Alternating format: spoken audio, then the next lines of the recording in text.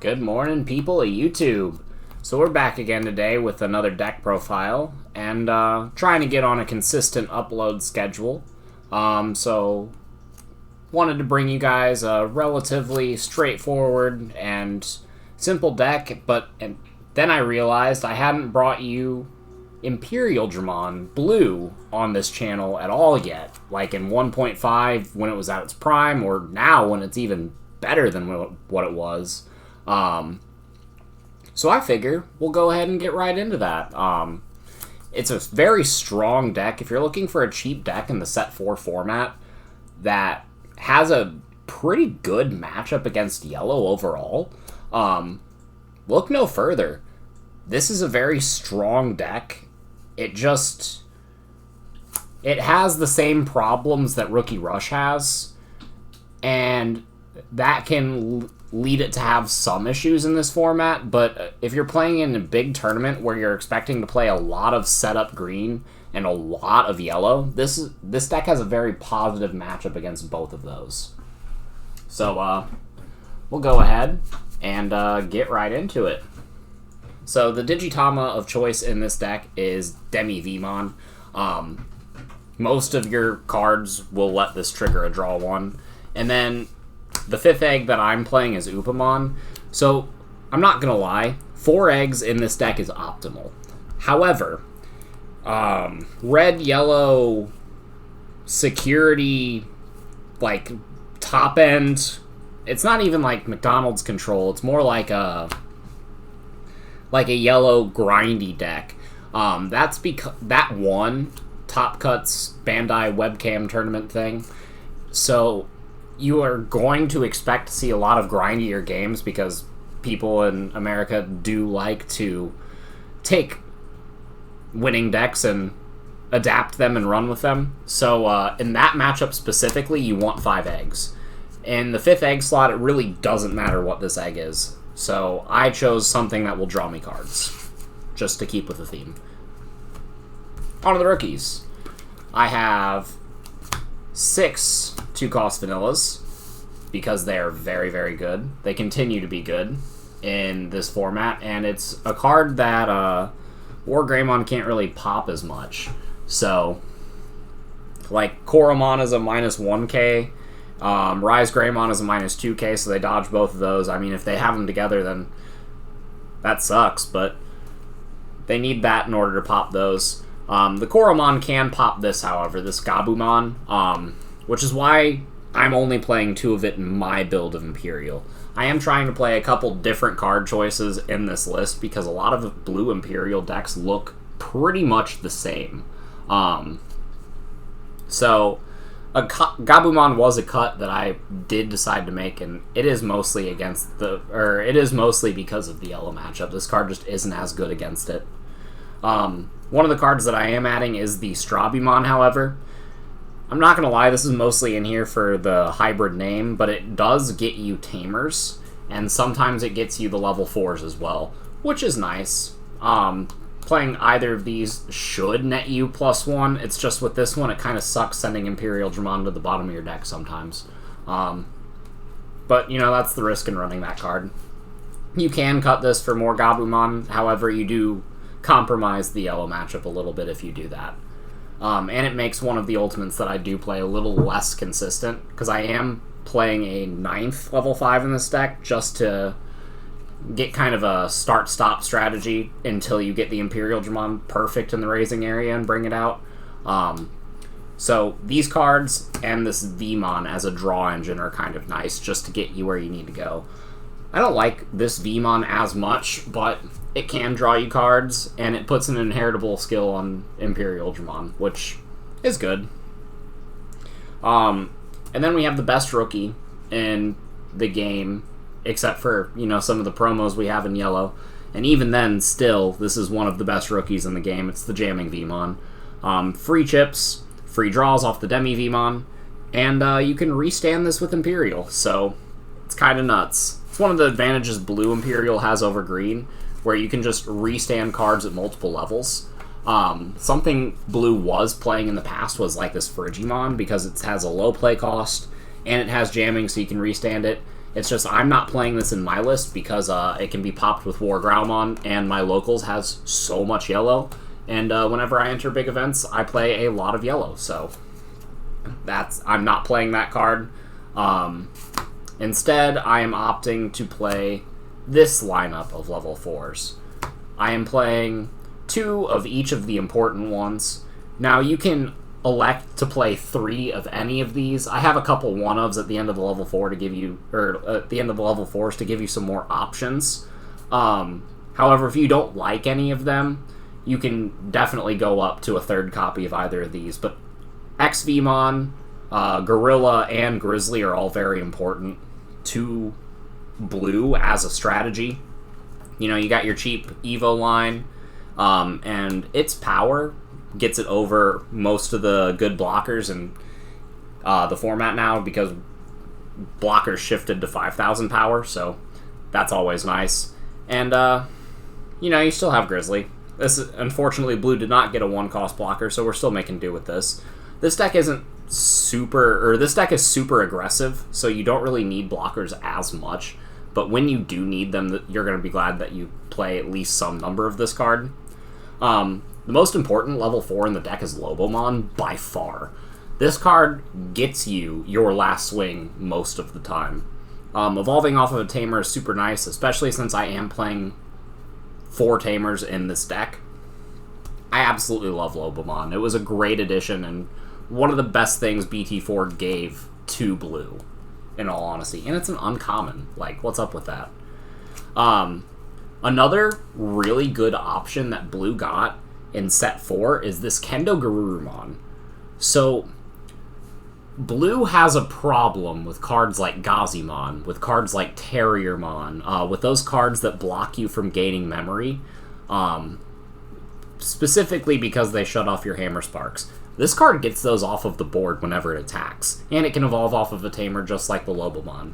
These are searchable with the Strabimon, which is kind of why we're playing the 2 Strabi, and I really do like the Kendo as a 1-of. Every time I see it, it's not super clunky. I mean, the 3 cost to evolve does make it a little bit clunky in matchups where they don't have, like, Gazimon or Terriermon. But, let's be real, the only matchup that is like that is Yellow that you're going to run into. And this deck already kind of clobbers Yellow a little bit. So, I do really like the Kendo in this list. I'd consider bumping it up to 2, but if you don't like this, again, you can cut this for an extra one of any of these. Dimitri is going to say hello. Hello, Dimitri. A card that I am playing as well is Vidramon. I do like Vidramon. This card helps you shut out some of the aggressive matchups. Just being able to swing twice, you'll always have a Tamer, so that's really good. And it is one of the only inheritables Blue has to gain extra power. So this will give you an all turns plus 1,000, making your Imperialdramon a 13k, which makes it hard to get over in certain matchups. Basically, green has to either Chaos or Needhog it, and, you know, that alone is reason enough to include at least 1 copy, I feel. Plus, in Yellow, whenever they're burning themselves a lot with Blinding Ray, whenever they're burning themselves a lot with Wargreymon, there's a lot of cards in Yellow that this will survive the security checks against. So being able to put on extra aggression against the best deck in the format just makes that matchup so much easier. And then the last level 4 that we are playing is my boy Toby. Toby is cheap. Toby is fish. We like Toby. Those are my level 4s. On to the level 5s. We have the Imperialdramon package. You're going to see these cards as a 4-of in every Imperialdramon deck. They enable Imperialdramon to be played for cheap, so you have to play them. Plus, they're good to kind of leave outside of the raising area if you don't see them in any immediate danger, just because they do have jamming and you can just start swinging with them. But, again, this is a raising area heavy format. So, with decks like green, with decks like yellow, you have to worry about your cards being removed from the board at any given point. So, leaving these in raising area is sometimes more beneficial until you're, going for your Imperial play. And then the last level 5 I am playing is the Beowulfmon. So you don't have to play this if you don't want to. If you evolve Imperialdramon over this, it's going to cost you 5. However, this is another jammer. This card will let you draw off the Demi-Vmon. If you have a blue tamer in play, if you have a tamer under it or a hybrid under it, so like the Strabi, the Lobo, the Kendo, then this card can't be attacked. So it's free chip until you get the Imperialdramon in play. And if you get this in play before the Imperialdramon, the turn that you evolve into Imperialdramon is going to be the turn that you win the game. So I really do like this card as a one-of. And it does help the deck not brick on level 5s, because blue finally has a level 5 that it can just kind of stop on and just start swinging with until it gets other options. And I don't know if you noticed, but this deck is really good at drawing cards, so getting other options is something that happens relatively quickly after you go into this card. I actually really like Beowulfmon in this list. On to the level 6s, we have 4 of the big boss himself, Imperial. It's the focus of the deck, so we play 4 of it. I'm not playing the green one in this list, but if you want to play an extra name, you easily could. This card is very nice. You just have to watch out for the wonky interaction with Imperialdramon. But, playing 5 Imperialdramon is good. It makes sure that if your problem is not drawing the level 6, that it's a little bit easier. But the blue one is definitely more important, so I usually want to save my stack until I'm going to go into this card. So that's the only reason I'm not playing the green one in this specific list, especially since blue can draw so many cards. In green, I'm all for playing extra copies because it doesn't draw as much, but in this list, I feel like this is fine. And then, last and least, we do play the Puppetmon. It's nice. It can help you close out games, especially since you have a bunch of jammers. You can swing with a bunch of your jammers, drop the Puppetmon, and then if they can't put a bunch of blockers out or just clear your board, then you're in a good position to win the game on the following turn. And I'm only playing 1 just because it's an extra copy of a card that I can hit off Davis, and it just gives this deck another option for defensive play. Because really the only defensive plays you have is the Puppet, the Grizzly, and then I do play Casitas Breath in the options. So we'll just go ahead and lay out the options and the Tamers right now. It's the last part of the deck. Got 3 Davis because he's one of the weaker protagonists in the Digimon animes, but he's one of the best tamers in this game, so he's got to take a W somewhere, and he gets it here. Good on you, buddy. Good on you. Next, we have the punk rock child himself, Matashita. This 2-cost tamer is actually kind of nice because it does give you more cards that you can just evolve on top of for your Lobo and your Kendo Garurumon, and it gains you more memory in the process. This is a card that your opponent kind of has to play around. If they just hard play blockers against you, which is kind of the play against Rookie Rush, then they're giving you extra memory for it. So, it is nice. And in matchups where this is just a dead card, it's just a 2-cost vanilla that you can just Lobo out. Again, Tamers can't really be removed, so playing one of these early, just make sure that if they Wargreymon or if they Needhog you, this is just a card that isn't going to get board wiped with the rest of your cards. And you're playing a lot of rookies, so having one that sticks is good, in addition to the fact that this has an effect that works against pretty much 50% of your matchups and will net you positive in those matchups as well. Again, we have the Casitas Breath. It offers you an extra form of removal.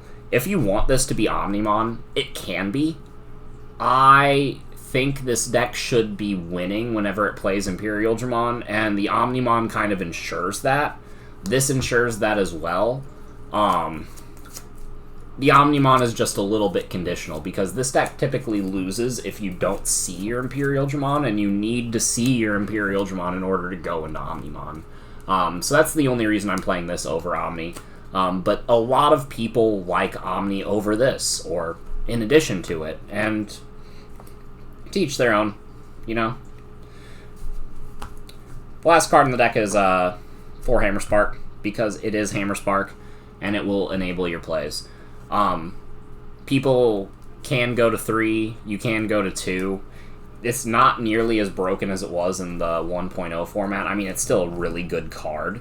I'm not going to tell you that it isn't, but there is a lot more ways to stop people from gaining memory now, and, but I am playing 4 because I am playing the Kendo Garurumon, so I really like it in this list. It just helps you ensure that the turn that you need to win the game that you can, by getting enough memory to do so by stockpiling on these, again, because you draw so many cards. You can just kind of have 8 to 10 cards in your hand by the end of the game, and then just drop a couple Hammersparks and just go all out.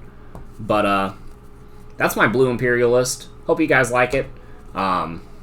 Make sure you guys comment down below what you guys thought, what kind of decks you want to see featured on the channel in the future, and we'll get back to you guys next time. Bye!